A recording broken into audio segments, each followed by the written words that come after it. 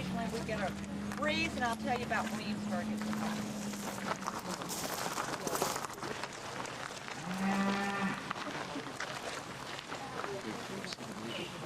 I used to stand on that side, but they really moved at me, so I moved over here hoping that the cows won't know that I'm here. Well, Williamsburg was the capital of Virginia from 1699 to 1780. Of course, it wasn't the original capital. Jamestown was. They had some problems at Jamestown. Mosquitoes, malaria, people died, and then they had several fires. When the State House burned for the fourth time, the Royal Governor Nicholson decided they need to find a new place for a capital. This area was close. It was on higher ground between the James and the York River, and we had two very important establishments already here. We had the Brick Parish Church and the College of William and Mary. So the citizens, and by citizens I mean the white males, voted on it, and they named it Williamsburg after King William III. Now it is different from the capitals of the other colonies. They were usually port cities or commerce centers. This was a small town, about 2,000 people, and half the population were slaves. However, this is the place where all the founding fathers would meet. They would discuss anything they felt had infringed upon their rights as Englishmen. They would have a response to it, and eventually that led to our general theme of becoming American. Now, Colonial Williamsburg is 75 years old this year. It really was the dream of one man. It was Reverend Dr. Goodwin. He was the pastor of the Bruton Parish Church at the beginning of the 20th century. He realized the significance of this area. No one in Williamsburg was doing anything about it. He started with his own church, and he restored that and wrote a pamphlet. Well, he was transferred up to Rochester, New York, came back down in the 20s, and things were worse. Cars were going up and down the street, utility lines, gas stations. So being a religious man, he didn't have a lot of money, and he looked for the money. He went first to Henry Ford because he blamed Mr. Ford for that awful automobile. Ford was not interested, but he had a stroke of luck as he met up with John D. Rockefeller at a Phi Beta Kappa meeting. Mr. Rockefeller came down several times and said yes, he would finance it. Now this is still a small southern town. They don't really like to know about a big shot from New York buying up all the property. So it was handled a little bit secretively at the beginning.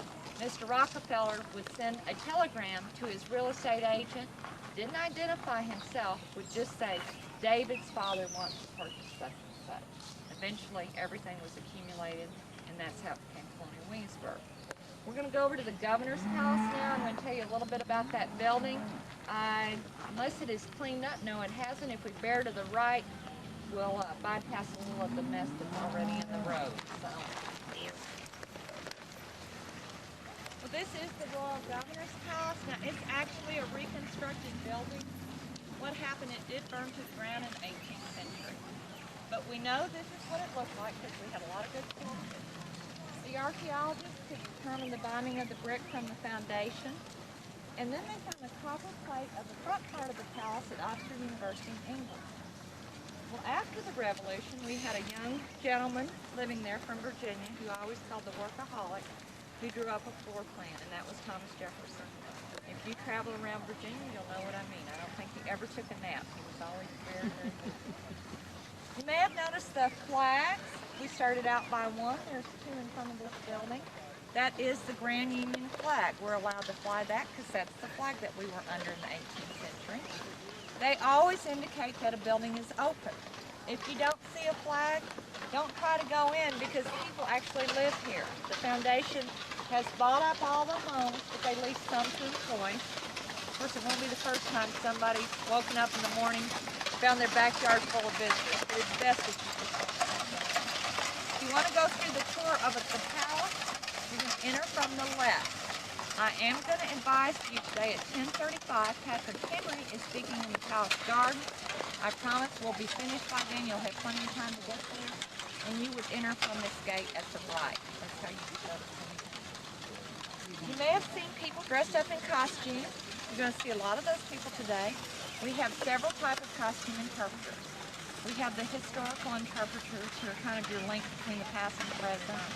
And we have the trade interpreters who talk about whatever the job was back then, like the coopers who made baskets or blacksmiths. But the most interesting are the character interpreters. They represent someone that lived here in the 18th century. It may be somebody very important like Thomas Jefferson or Lord Dunmore. Maybe one of the slaves, Robert Evans. If you see someone that's dressed up and you don't know who they are, just go and introduce yourself and they will tell you. And you can ask them any kind of question.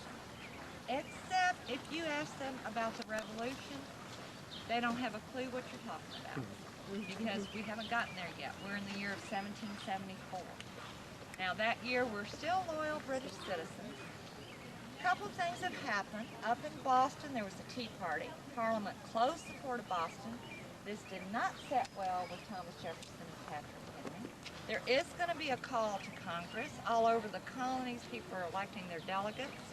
So that's what's going on that horizon. Locally, it was a great year. People had survived all the hardships. Tobacco was good. That's our main cash crop. So people had money, they had more things to buy, and they were doing it. It's kind of a yuppie society back then, and you're going to see this. When you go into one of the homes, you may see this is with opening a big crate of new furniture inside, and everybody's doing and eyeing over it. That's our next level of programming, which is called buying respectability. Now you can keep your place in the shade and turn around. I'm going to go over here in front of you and tell you a little bit about some of these original buildings, then we'll move on. This one over here on your right, the Robert Carter House, is an original building. He had a very large family, great big house. That house we used for offices and for some special school programs. If you look right beyond that, you see the flag, and I'm going to apologize for this. In front of it, it says the apothecary. Our apothecary is actually on the Duke of Gloucester Street. But this little house now, it's a good place to know about. They have cold drinks in there. They have some light snacks. So if you're traveling in this area in the afternoon and you need to stop in or you need a last-minute gift before you go back, that's a place you can go to. This building on the left is another original building. The flag's out. You can go in there. That's the Thomas Everard House. He was the mayor of Williamsburg at one time, and he also worked at the courthouse at the clerk. Now, if you look beyond the picket fence, you see the solid fence, and you see some ladies standing out there with a flag. That is the Play Booth Theater. That's the first English-speaking theater in the colonies. When I go over this program, I'll show you what time those performances are. But that's a fun place to go into. I know the one at 5:30 today, they're going to do the art of pipe and drumming. So after your grand event, when the independent company meets, you might want to come back here and go to the play booth. So we're going to walk a little more than halfway down, get another good shade tree, and I'll go over some of the programs. Just make sure you have a place in the shade. I always take people on the grass, and this is a good idea for you later. This will save your feet. Another thing I'm going to let you know, this is the historical fitness tour.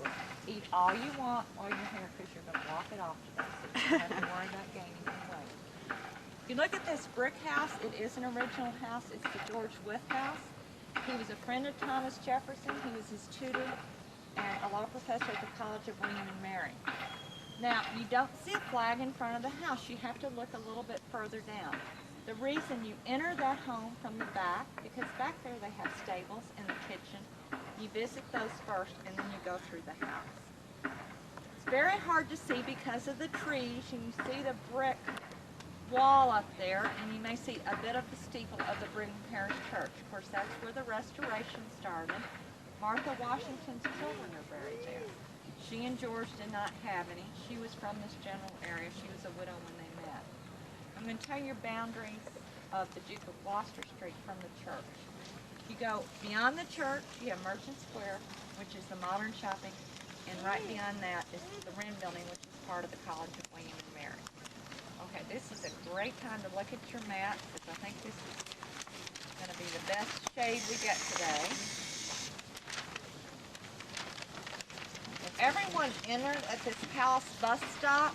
That's the shuttle that'll take you back to your car until 5 o'clock. Now, after 5 o'clock, if you can find the E on your map where it says magazine, and go down about a finger space, you see another little circle with a bus. That's the one that runs from 5 to 10. The blue bus runs continuously. It goes all around Williamsburg. It stops at different locations. It will run till 10 o'clock. It will also connect you with a shuttle. On the right of this map, you have all the amenities listed, like restrooms, ATM machines, etc.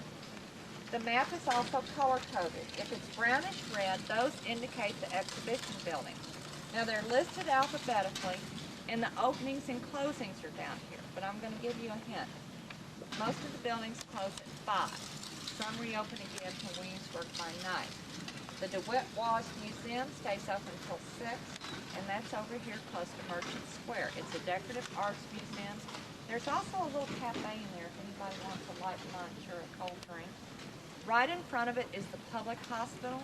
Back in the 17th century, if you were mentally ill, you were actually put in prison. When this hospital opened, that's who it serviced. The other museum is the Abby Aldrich Rockefeller Museum, and that's down by the Williamsburg Lodge. It's a folk art museum. They have 2 special exhibits that are just going to be here this summer. One is the toy train exhibit, and the other is the James Hampton exhibit. Great thing to do when it gets really hot. You go into one of those air-conditioned museums. The blue indicates dining. We have the taverns along the Duke of Gloucester Street. There's dining by the Visitor Center and Merchant Square and by the Lodge. You do not need any reservations for lunch, so first come, first serve. You do for dinner. If you need to book dining reservations for tonight, you can do that at any ticket office. They have dining phones. You do not need to go back to the Visitor Center.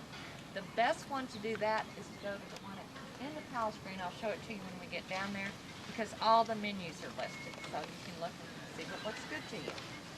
The yellow indicates the shops. The shops are 18th century, so those are the items you will be shopping for. However, we are try to be considerate. If you need a bottle of water or you need some more film or an umbrella, they do sell contraband. Now, you have to ask the shopkeeper because it's not going to be displayed. It may be in a corner somewhere. It may be underneath the counter. Carter's Grove's included in everyone's ticket. That is 6 miles east of here. The way to find it, when you pass the roller coaster at Busch Gardens, a mile from there, that's Carter's Grove. It's wonderful. They have the manor house, they have the slave quarters, they have the remains of the English village that was there, and they have a museum there. You really need to plan on spending an hour and a half to 2 hours at Carter's Grove if you do that on your tour. The map's also divided into neighborhoods. You see the B near the palace, and if you flip your page over and you open it up and you look at this page 4, you will have everything that's listed near the palace. Now this is where you find the times of the Play Booth Theater. I know the one at 11:30 is a great one for young people. They can participate in that young at heart. On this side, you have the walking tours. You do not pay extra for those. You just need to get a ticket. You can book those at any ticket office. So that's another level of program. And then opposite that, today is Tuesday, which is Independent Company Day, and everything is going on today. At 5 o'clock, they're going to gather everyone to the independent company, and even though they didn't do this in the 18th century, we're taking everyone, women and children. You'll want to attend that. We have a little love story going on today. I've happened to see this love story. It's great. Started at the Raleigh Tavern with a bartender. He received a letter from this young widow in town. If you want to follow any of that, that's going to be indicated in orange. I know later they're going to go on a picnic, and of course they're going to need some chaperones, or they're going to ask someone to do that.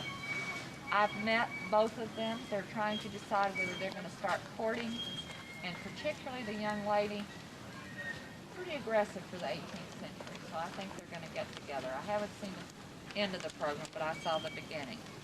I mentioned the 5 o'clock program that's going to be at Market Square. I'll show you where that is. After that, the fife and drumming. Now, if you have anything besides the day pass, you have Williamsburg by night. Those you just show up. Each one's about 30 minutes. They take a group in. Some are storytelling, some are candlelit, some are special entertainment. Try to vary them. You will not get to see everything, but if you get to see 2 of them, that's a good thing to do. We have Colonial performances. Those are extra tickets you can buy at a ticket office. If you decide you want to go to the concert at the church, it starts at 8 o'clock. You do not need a ticket. However, you need to get there at least by 7:30 if you want a space. And we're going to move out of this area, and I'm just going to tell you a couple of things before we do. These homes along here are pretty upscale for the 18th century, typical of Williamsburg, but not of the rest of Virginia. Virginia was a rural colony. They had a few large plantations with slaves. Most of the people lived in a little bitty house. If you want to see an example of that, if you will turn left on this street, which is Nicholson, go down to the end, and there's the tenant house. A tailor's living there right now. It looks like a shack compared to these homes on Palace Green. Okay, we're going to go down to the main street, and then you'll be finished in plenty of time. You talked about 3 kinds of characters. How can we tell whether they're a character interpreter? This is the main street, the Duke of Gloucester, and this is the street that's a mile long.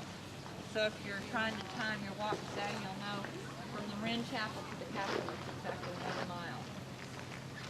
This is one of the stores behind us. If you want to go in there, that's an example. You can see all the 18th century items, and they still sell the contraband there.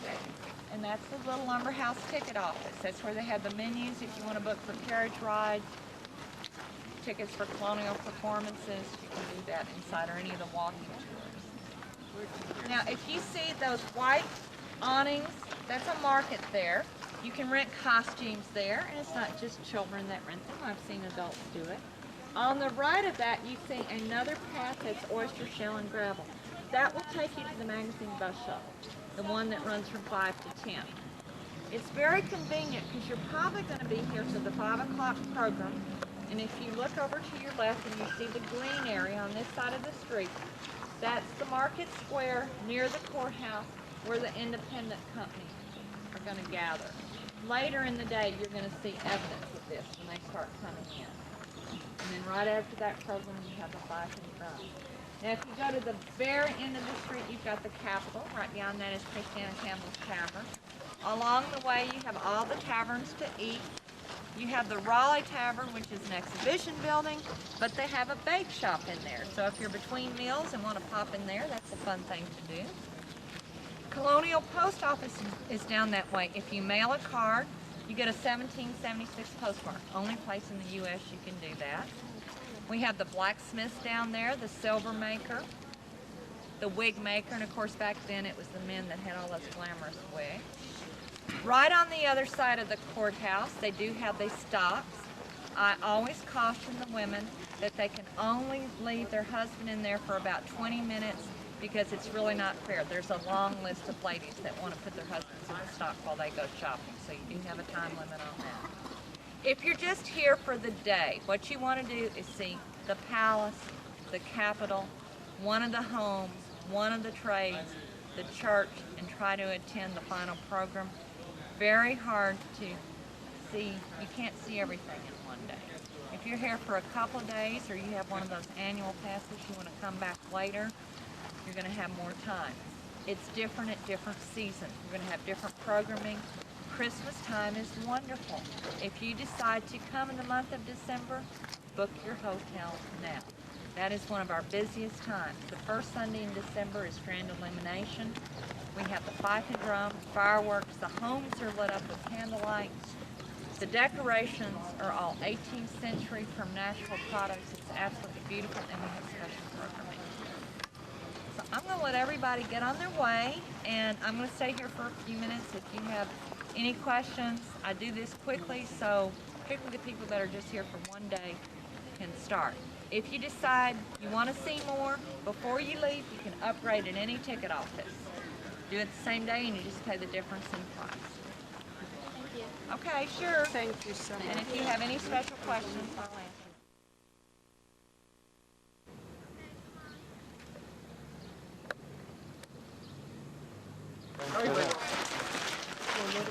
Oh, good day, sir. Hello. Good day, madam. Gentlemen.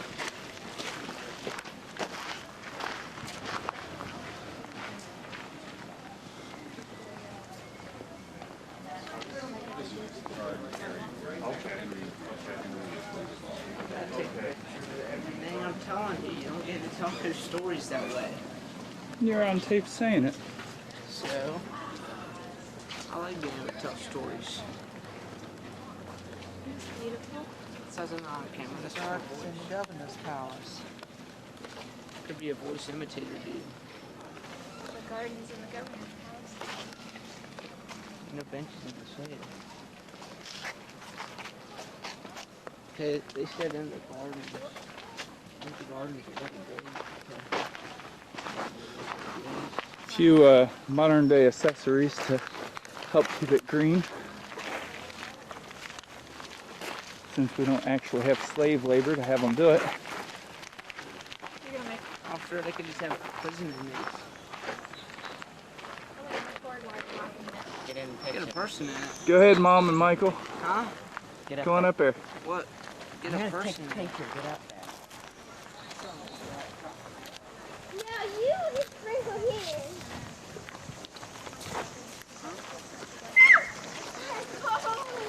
You do not want to walk there, Lisa.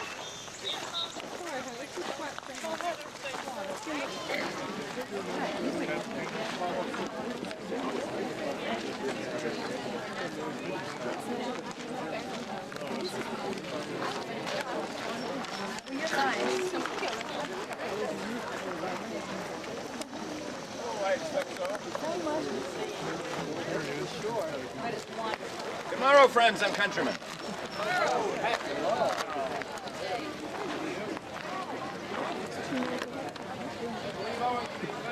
I might do well to ascend to some greater height so that all might see and hear. If you please, and if you would wish to take your ease upon the ground, feel free to continue so to do. I assure you I'll not take offense at it. I'm after all but a backwoodsman from Hanover County myself. There might be some of these eastern aristocrats who might take offense at it, believing it indelicate. Not I. Gentlemen and ladies, I am deeply honored and much humbled with your attendance. Though I confess to you I'm not greatly surprised by these goodly numbers, neither. For I know full well that there have been a great many rumors, much speculation, and the truth be told, a great deal of anger which has been spreading. And not only throughout the capital city of Williamsburg, but throughout the entirety of the province of Virginia, owing to our present very troubled state of affairs. And in the hopes, therefore, of setting forth for ye some light, perhaps to offer forth some comfort and succor unto ye, Mr. Speaker Peyton Randolph has desired me to make some few brief remarks to the concerned citizenry appertaining to our present circumstances. I have never in my life been much known for brevity. The Speaker knows this full well, but nonetheless I shall endeavor to the best of my abilities in accordance with his wishes. By way of polite introduction, for those of you who are not yet known to me, I am Patrick Henry Jr., your most humble and obedient servant. I was born and raised in Hanover County, a long day's journey to the north and west of the capital city, some 50 miles distant nearly. Quite close to the small borough of Richmond Town, if you are familiar with that small trading village at the fall of the mighty James. And I have been proud and honored to represent the good people of Louisa, as well as Hanover counties within the House of Burgesses, our colonial legislature these 9 years past, being first elected in 1765. Indeed, I have had yet another great honor bestowed upon me just earlier this morn, where I have been elected to serve as one of the 7 gentlemen who will be journeying to Philadelphia City next month to represent all Virginians at the Grand Congress. These are very curious times indeed, are they not? On the one hand, in this, the month of August, the year of our Lord 1774, all would appear to be very well indeed throughout Virginia. The spring rains provided much bounty for our harvest. All hearts fervently praying for peace and reconciliation with His Majesty the King. Our royal governor, Lord Dunmore, recently journeyed to the west, where he is fighting the savages, the Shawnee and the Mingo. He would have you believe so that he might be able to offer up additional lands for settlement and speculation, as we Virginians have long looked westward to our futures. But I tell you, friends, all is not well throughout Virginia, nor anywhere else throughout the British Empire. For I should wish to draw to your attention that very ill and bitter cold wind, most foreboding, which doth continue to blow from the northward, from Massachusetts Bay, where martial law has been decreed. Some 3,000 to 4,000 British regulars have marched into Boston City alone, where they are being quartered, not only within private unoccupied dwellings and taverns, but within the homes of some of the citizenry, and are committing heinous crimes as they do so. Sloops of war fitted with chains are dispatched from England to arrest those sons of liberty who had destroyed tea in Boston Harbor December last. Take them back to England, where they will assuredly be hanged by their necks for treason, thus denying them the God-given right, enjoyed by all free-born Britons, at least until of late, of a trial by a jury of their peers in the vicinage of the crime, and speedily. Other citizens of Boston not implicated in this tea party, as they are now some pleased to call it, but who are nonetheless charged with felony offenses, are being transported to a court of vice admiralty in Nova Scotia, wherein, by virtue of that sort of court, they are guilty until they prove themselves innocent, ever with the destruction of East India tea. Women and children. On a clear night, we can hear their shrieks and cries from here. And yet, to my continuing chagrin, there still appears to be a great amount of indifference here throughout Virginia. Many gentlemen, perhaps some of you here in attendance, you should be filled with shame if that be the case, to continue to solace themselves with words such as these. I've heard you in the taverns. Why, these Bostonians have brought these actions upon them themselves, quoth ye. They deserve this retribution for the destruction of private property. 'Tis most regrettable that those in New England are so easily given over to mobocracy. And fear nothing, gentles, such things could never occur here throughout Virginia. Why, we are His Majesty's most favorite children, are we not? Far more splendid and polite and genteel than those rascals in Boston. Perhaps it is their Congregationalist faith which makes them behave thus. Or perhaps it is their climate which makes their blood overwarm. Such things could never occur here throughout the Old Dominion. And yet, I should wish to remind these same gentlemen of these unclad threats which have been made upon us all of late in both houses. Members of Parliament are presently jesting with one another that perhaps they should send gunpowder tea to these colonies with a smack of British spirit. Lord North, the First Minister, has publicly stated that he'll not listen to any further complaint of America until she lies at his feet, and has stated further that he did indeed close the port of Boston to serve as an example to all of those other filthy provincials, lest they dare assert their rights. Dr. Samuel Johnson has lately defined Americans as a race of convicts who deserve nothing short of a hanging. Lord Hillsborough has told the king himself, we are told, that now that he has seen to these miscreants in Boston, he should turn his attention to those American turkeys in Virginia and clip their tail feathers. For with their high, foolish, and lofty notions of liberty and freedom, they begin to roost too high in the trees.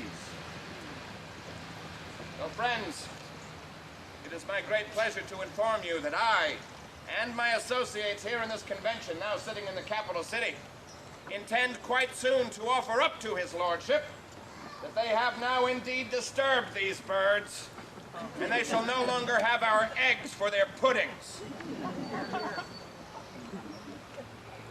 My dear friend from Fairfax County, Mr. Mason, George Mason, has written to me of late, and has most aptly described this present philosophy of Lord North's administration as that of the nose-in-the-tent stratagem.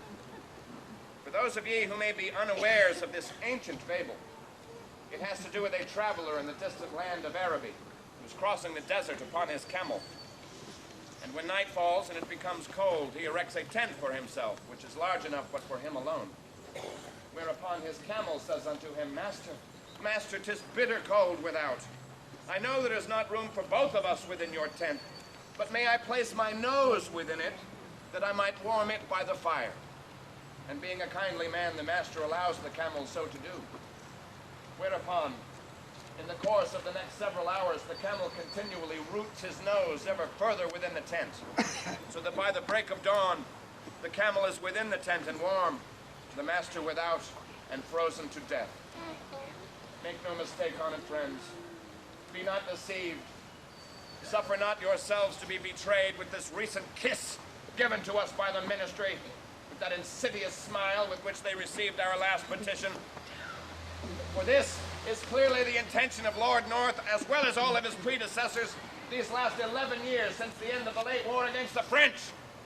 I ask you to consider this series of depredations upon our natural rights since the conclusion of that bloody 7 Years' War. The Sugar Act of 1763, the Proclamation Line of the same year, the hated Stamp Act of 1764, the Declaratory Bill of 66, the Townsend Act and its duties of 67, the Tea Act of 73, and now the Boston Port Bill, and these other coercive measures, which I tell you, friends, are not intended solely for our brethren in Massachusetts Bay, but they are intended for you and for all of us throughout British North America, to coerce us into tame submission to the persistent will of this vindictive and imperious administration gone mad 3,000 miles removed. Stay the course, friends, to liberty. Our cause is holy and virtuous, divinely ordained. And if we stay this course, ahead I see a land of the greatest of promise and prosperity. A land in which you and all your future generations will ever enjoy the smiles of liberty and peace. Where the rich production of America's agriculture shall wave in every field, and our commerce shall whiten every sea. In tints so bright, so strong and glowing, it will set your hearts upon fire.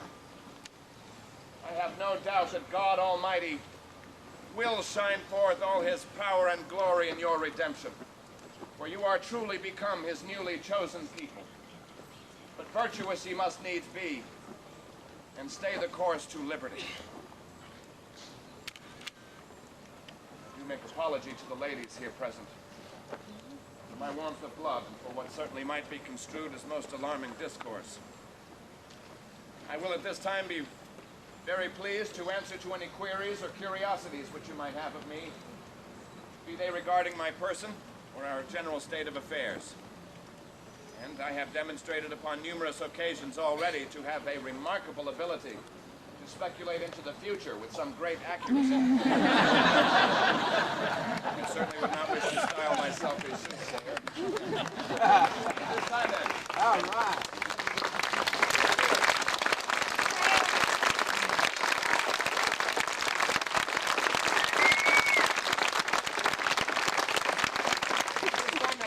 To answer to your questions, I would submit for purposes of order, owing to these goodly numbers, that you first raise up your hands and be recognized. I pray you. I was just curious if you have ever had any correspondence with Mr. Samuel Adams of Massachusetts? Indeed, madam, I certainly have. You raise a subject of which I am most proud. For last year, I had much to do with the formation of committees of correspondence, not only throughout Virginia, but throughout the entirety of the province, or of the continent of North America. I sit upon the Committee of Correspondence here in Virginia, and Mr. Samuel Adams, as well as his cousin John, sit upon such a committee in Massachusetts Bay. We are pleased to learn just recently, in truth, that even the provinces of New York and New Jersey have recently formed committees of correspondence. And what these are small groups of gentlemen, trusted men, who are tasked with the responsibility of speedily advising and informing other such gentlemen of acts, actions, and resolutions of the British government appertaining to our present struggle for liberty. All of the colonies throughout British North America, to include the Sugar Islands, saving for Nova Scotia, have formed these committees. So our news travels rather quickly. I hope to have the great pleasure to meet both the Adams cousins when I journey to Philadelphia City next month. I rather expect that they will be representing the province of Massachusetts Bay. Madam. In future generations, what do you think you'd most remember for doing? What if people don't know now? What thing are going to be remembered for? I take your meaning, madam. Now, for those of you who did not hear the lady's query, she desires to know what do I expect I shall be remembered for in many generations to come. I should tell you first that I have a great many detractors. This I know full well. There's some who believe that I single-handedly began this present dispute with our mother country for my resolves against the Stamp Act 9 years ago in 1765. Indeed, even prior to that, when I argued a legal cause, the Parsons cause, as 'tis known, in Hanover Courthouse in '63, being the first man ever to dare to challenge the authority of the king to veto or nullify legislation which the people of Virginia had enacted for their own protection and benefit.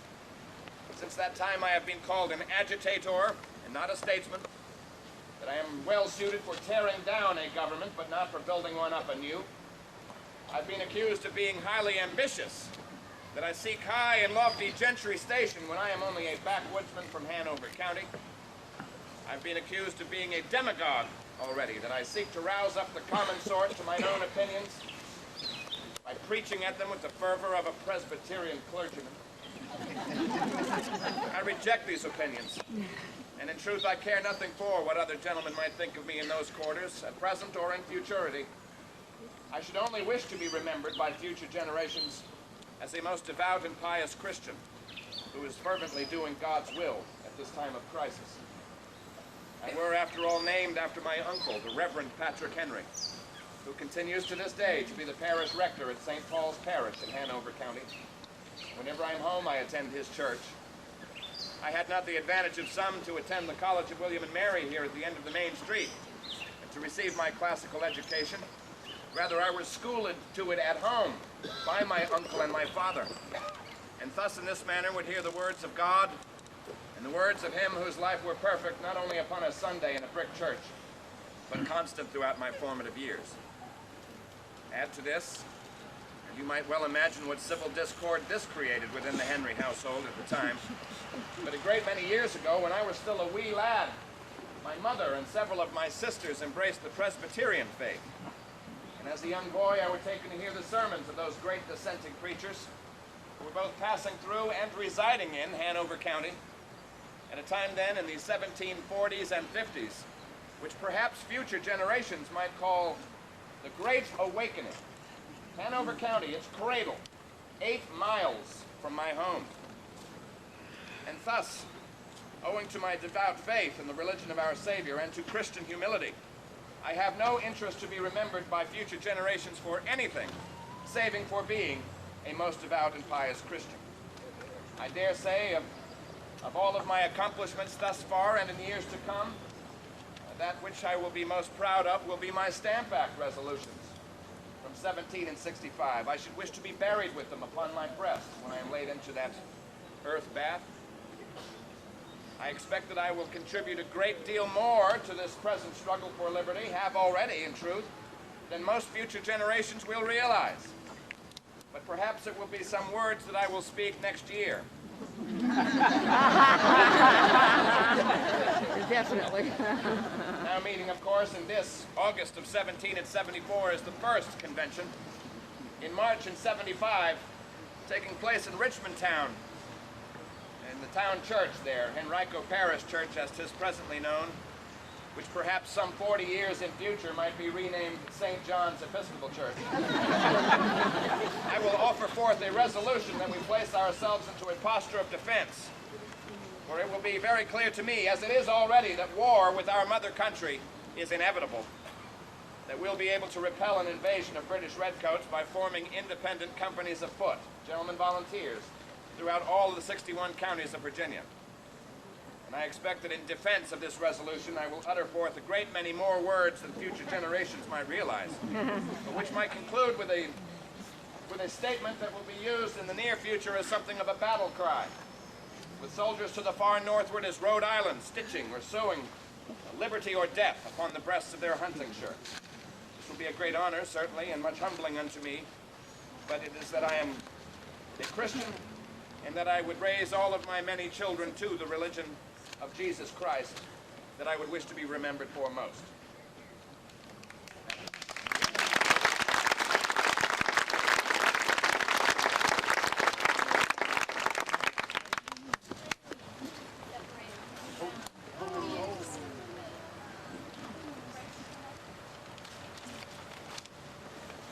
have a chair of speaking of such matters. In a public forum such as this, when the sentiments of this goodly company are not known to you. No one speaks at this present time, in August of 1774, of independency from the crown and government of Great Britain. The greatest number of people throughout British North America cling to that fond hope that His Majesty the King is still a loving parent, a kindly master, the protector of his people, the defender of his faith, that he is simply being ill-advised by his chief ministers at this present time of crisis, that he will soon come to his senses, and we will reconcile with His Majesty. Indeed, the instructions that are at this moment being drawn for those of us who attend the Congress are most clear. We are to pledge our loyalty and affection unto the King, but we are to at the same time stand with manly firmness and insist upon the relief of our brethren in Boston and the return, the full return, of all of our God-given rights as free-born Britons. I will submit to you this, however, madam, believing all of you here present to be lovers of liberty, so that I might not be accused of speaking seditiously or treasonously, or certainly not yourself, my dear, or even suggesting a separation from the crown that could find your way to the gallows. But I have given recently, in these last 2 years, some consideration to this notion that perhaps we in Virginia have come to that point, much like the young man who reaches the age of his majority, that of 21 years. It is soon time for him to leave his father's home, is it not? To build a home of his own, start a family of his own. Truth is divinely ordained.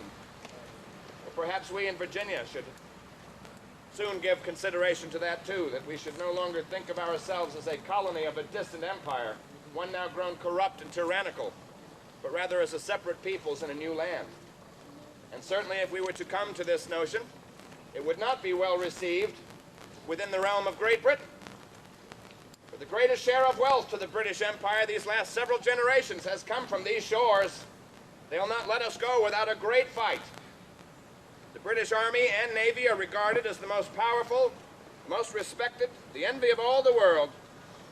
And while I am confident that if it came to a contest here upon land that we would be invincible, upon the seas it would be a different matter altogether. And thus, I dare say we might have to look elsewhere for assistance, for a military alliance upon the seas. And who better than His Most Christian Majesty of France, Louis XVI. His navy was much destroyed in the late war, just concluding 11 years ago. But since that time, he has exhausted his royal treasury in building up a navy anew. Smaller ships, I grant you, but quicker, very well armed. Meanwhile, the British Navy ships are in a great many ports throughout British North America and within the realm of England, in the Sugar Islands, and they are rotting at the quays. Where do they receive all of their materials to repair these ships?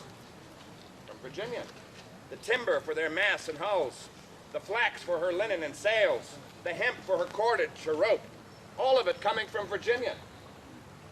If then she is no longer receiving these materials from Virginia in our sister colonies, these naval ships continue to rot at the docks, the French Navy coming to our assistance, and any other foreign powers too. For what have these foreign powers long thirsted for? Free trade with these colonies, for we are vast in resources, wealthy, most abundant, known the world over for our sweet-scented Chesapeake tobacco, 9 out of 10 hogsheads of which find their way eventually to France, but also our wheat, corn, peas, flax, hemp, timber. We're known the world over for our hogs, our bacons and hams, shingles and shakes, rice and indigo from the Carolinas, fish and timber from the northern provinces. For these 100 years and more, our trade has been severely, strictly regulated by the acts of navigation. We are prohibited by the laws to trade freely with these foreign powers. We may trade only with British merchants. All of our vast resources must travel on British vessels alone, to British ports alone. Prices paid to us determined by British agents, merchants, and factors, who always take the lion's share of any profits to be realized. Our manufactories of these said resources, discouraged in all cases, prohibited specifically in many others, so that once these goods are processed, manufactured, and refined in Birmingham and Bristol, Glasgow and London town, we are then sold back third and fourth rate goods, those which will not sell within the realm of England or abroad, again at high prices, profits to the British merchants, we not receiving specie, gold and silver for this trade, but rather being forced into a dependency upon credit, much like we were children. Is it any wonder that all of you gentlemen here present are greatly in debt? We alone have not suffered by the acts of navigation. So have those foreign powers, the French, the Portuguese, the Spaniards, the Dutch, those in the German nation, those in the Italian principalities, even those in far distant China have discovered a taste for Virginia Orinoco. They'll come to our assistance happily and willingly. But I dare say it will be a declaration of independency before they will do so. For you see, though they be Catholic, there is some honor to be found amongst these foreign kings. And they are understandably reluctant to meddle in the civil wars of other princes, lest it could be some great trick, or that in case it should happen to them. So if one day there should be a declaration of independency from the crown, and we prove ourselves in battle, I dare say they'll quickly come to our cause. Mr. Honey, what do you fear? What do I fear? I fear that owing to the great indifference of most persons throughout British North America at this time, the unawareness that they have of the impending danger upon our natural rights and liberties, that we are going to have that precious jewel of liberty snatched away from us. That is my greatest fear, madam. That long arm of Lord North and his minions and imps is reaching across the sea these 3,000 miles, endeavoring to snatch that precious jewel from us. And a great many are unawares of it. That is my greatest fear. And that is why I am here before you now. That is why I have spoken so loudly these last 9 years. This is why I have been accused of treason so many times in the past 9 years. For I believe it is my duty as a Christian to rouse up the people from north to south to the awareness of this danger. You may part with all. My father ever taught to me this, that liberty is that most prized of all worldly blessings, that it is much like a precious jewel that first were conveyed unto our ancestors by Almighty God himself, that he charged them that they should part with all other worldly goods save for it, for it was their duty to keep it safe and to convey it safe unto their future generations. Now it has come to us, and here is that arm of oppression and tyranny endeavoring to snatch it from us. That is my greatest fear. I believe us to be much like the children of Israel, who were content to live as slaves under the Pharaoh of Egypt, so long as he were a loving parent, kindly master. But when his heart became hardened, and he became instead a hard and cruel tyrant, a taskmaster, why did not Almighty God himself divide forth the Red Sea and lead his chosen people to the promised land?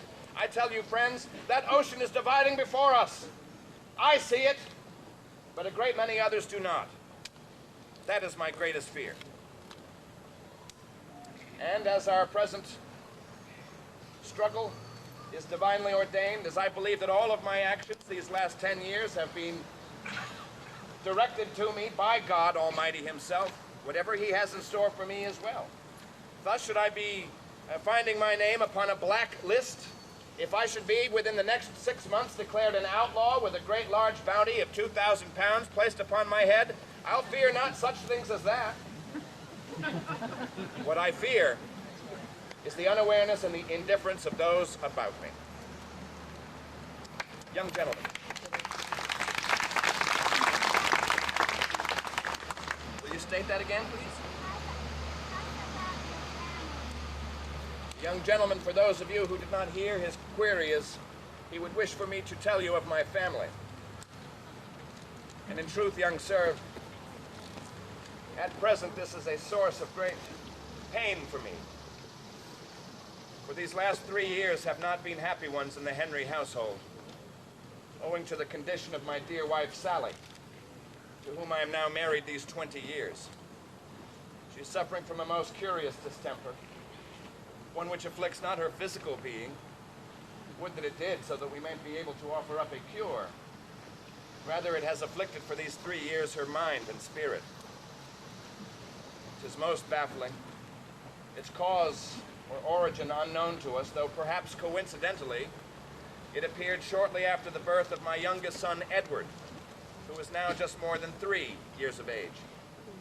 Shortly after Nettie's birth, my wife became given to unexplained fits of melancholy and grief, withdrawing from the rest of the family, at times appearing unable to recognize even her own children. She hath borne me 6, and it has furthermore lately progressed to the point where she is completely mute and given to self-injury, endeavoring to harm herself, owing no doubt to the terrible anguish within her mind. I have had to have made for her a straight dress, so that she is not able to inflict this punishment upon her own delicate frame, nor the persons of others. It, of course, has been suggested by my family physician, Dr. Hind, that I bring her here to the capital city and place her within the care of the public hospital here upon Francis Street, the first of its kind in North America to care for lunatics, idiots, and those of disordered minds. And I did visit that place, spoke briefly, for that were all that were necessary, with the Hebrew physician who cares for those tormented souls, but determined rather quickly on that I'd not suffer my beloved Sally to that same fate. So instead, I have had made for her a most commodious chamber in the half-cellar at Scotchtown, the plantation upon which I reside at present, in Hanover. My detractors would have you believe that I have her there chained in a dark, dank dungeon, and that her only contact with her family is by our sliding her food on a tray under a slot in the door. Nothing could be further from the truth. There's a great large fireplace below stairs so that she is ever kept warm and comfortable.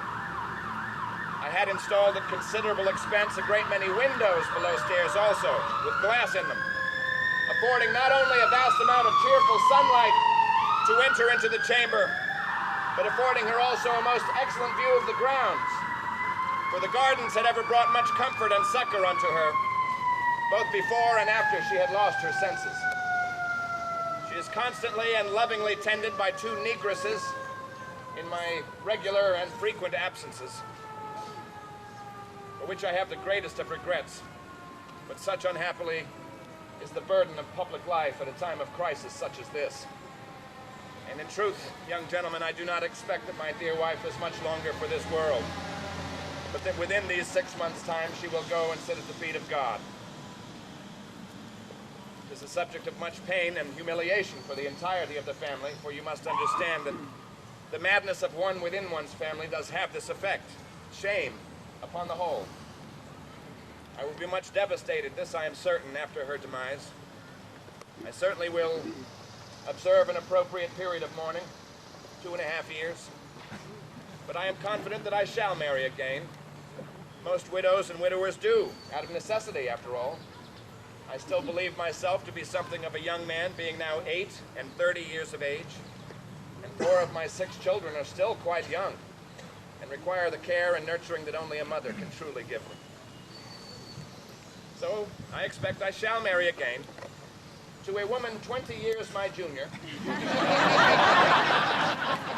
who will then bless me with 11 more children. Thus, if a dream which I had to the future should prove true, at the time of mine own passing from this mortal coil, in the year of our Lord 1799, at the age of 3 and 60, I would have fathered 17 children, and been grandfather at that time of my passing to 77. So you might well imagine what happy occasions I might look forward to in the Henry household in years to come in future.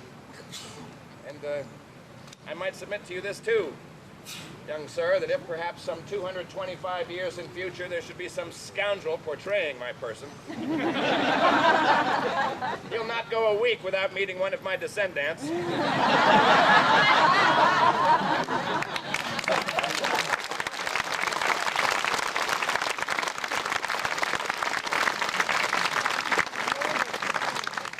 What about your past? At what point did your family come to the colonies, and what part of England are they from? My mother's side of the family, the Winstons, have been here in Virginia, in Hanover and Louisa counties for more than 100 years. First coming in 1666, and coming, as most Virginians did, for opportunity, for wealth. On the Henry side of the family, it were my father and my uncle who first came to these shores, 10 years prior to my birth, they coming in 1726, and coming from Aberdeen in Scotland. The Henry family has never been much known for wealth, though I am slowly correcting that. But we have been highly regarded always by our neighbors for our educations. My father and my uncle coming armed with no money to speak of, but with a classical education they'd received at King's College there in Aberdeen. And they did school me at home to that same classical education.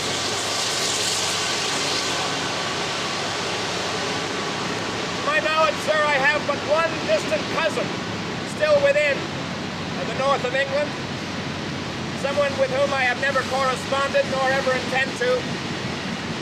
I have myself only set foot outside of Virginia upon one occasion, that being 4 years ago, in 1770, to attend a congress of sorts in New York, the capital city there, the town, I should say, of Albany upon Hudson.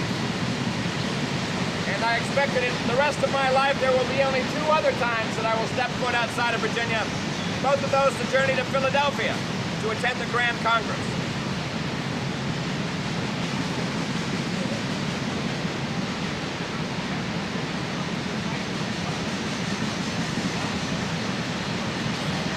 The gentleman wishes to know if there is any news from Dr. Franklin, who, while born here on these shores, nonetheless has been residing these last 18 years within London town. I've never met the gentleman myself, nor certainly have I ever had occasion to correspond with him, though I certainly know of him. Any thinking man who can read certainly knows of Dr. Franklin. Why, he is not only esteemed here throughout British North America, but even is held in high regard there within the realm of England, though he is native born. For you see, we being born on these shores, we are therefore inferior to those who are born within the realm of England. But he is highly respected for his many inventions, his discoveries into the electrical fluids, for his great wit, and his great abilities at administration, proving himself to be a most excellent choice for postmaster here throughout British North America some 30 years ago. It must be remembered that Dr. Franklin has a great Quaker influence. He is of Pennsylvania. There are a great many Quakers in Pennsylvania, for Pennsylvania is not like Virginia. Virginia was established as a royal colony for opportunity and wealth.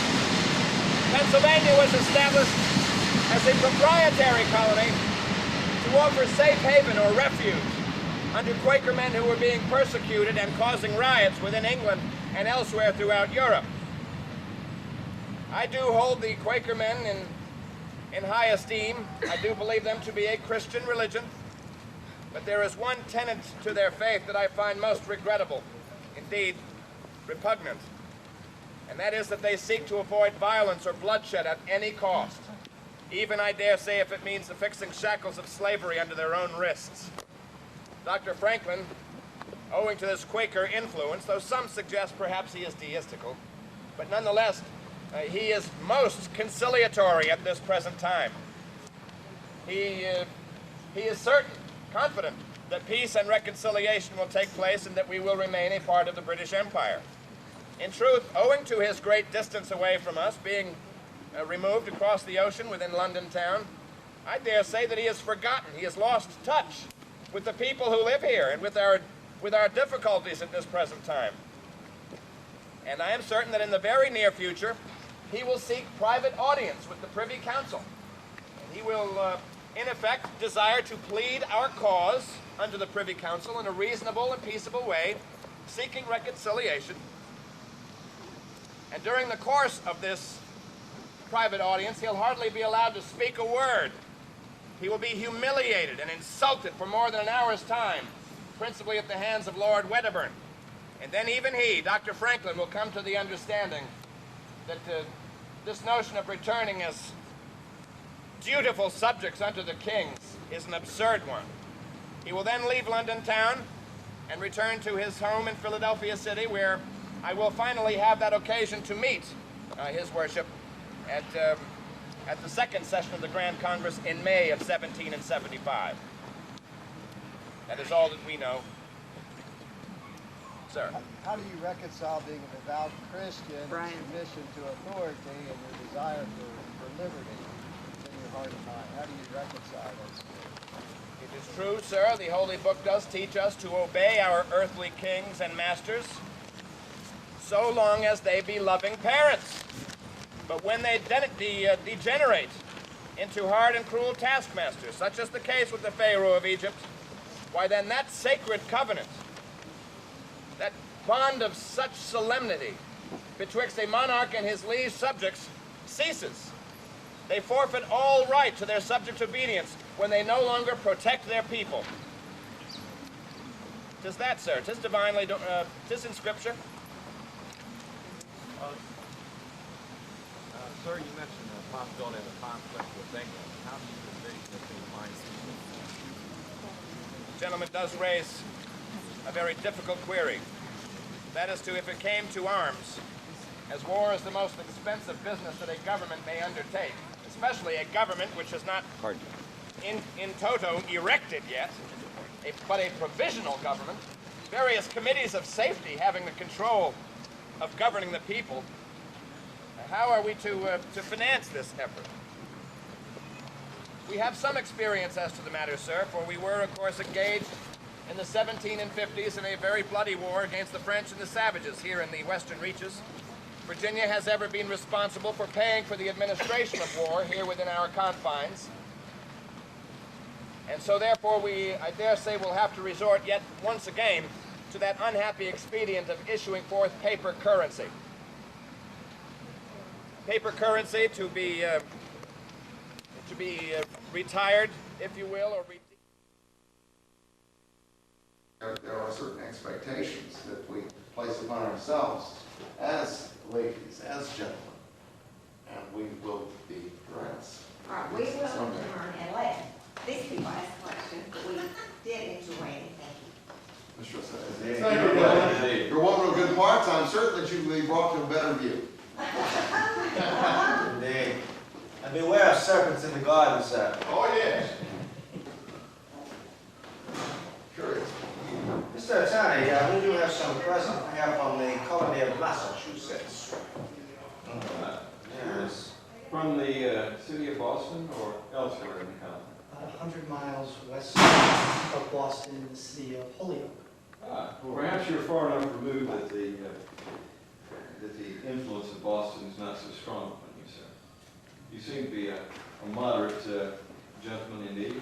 Well, looks may be deceiving, sir. They have informed me that they are part of the rebel element there. Really? Yes. Our family has supported the cause of those in Boston who wish to find some freedom. Freedom, sir, and destruction. Future generations. Freedom. Sir, freedom and destruction of private property. Throwing that tea into the harbor. How will that accomplish freedom, sir? Families are suffering from the taxes. Oh, the starving children of Boston. The people of England as well are being taxed, sir. There's no exception to the colonies. There is an exception. We're being taxed at a higher rate. No, sir. You are not, sir. You are not. You are not. The taxes here in the colonies, in any of the colonies, are much less than those of Lake Bay. And I have resided in both places, I can assure you, only 4 years here in the colonies. And indeed, sir, if you have complaints of your taxes, you should complain to your local assembly, your colony's assembly, and not to His Majesty the King. Because the only taxes which you pay to His Majesty the King in Parliament are not taxes at all, but duties. Small quit rents upon your lands, duties upon products such as tobacco or tea.